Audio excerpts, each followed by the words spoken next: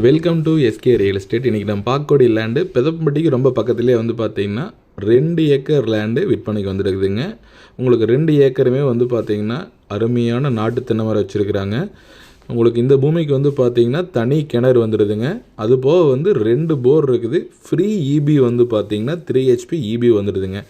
இந்த பூமியை பொறுத்த வரைக்கும் இந்த பூமியிலேருந்து கரெக்டாக பொள்ளாச்சி டு தாராபுரம் போகிற மெயின் ரோடு இருக்கு இல்லைங்களா, அதாவது பார்த்திங்கன்னா தாராபுரம்னா தாராபுரமே வர வேண்டியது இல்லைங்க.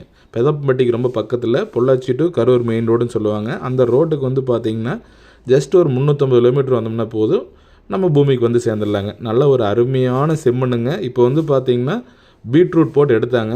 அதுபோக பார்த்திங்கன்னா எடுத்துகிட்டு உழவு ஓட்டி அடுத்த வெள்ளாமைக்கு பார்த்திங்கன்னா ரெடி பண்ணிகிட்டு இருக்காங்க. உங்களுக்கு தென்னை மரம் எல்லாமே பார்த்திங்கன்னா பாலை தள்ளிடுச்சுங்க.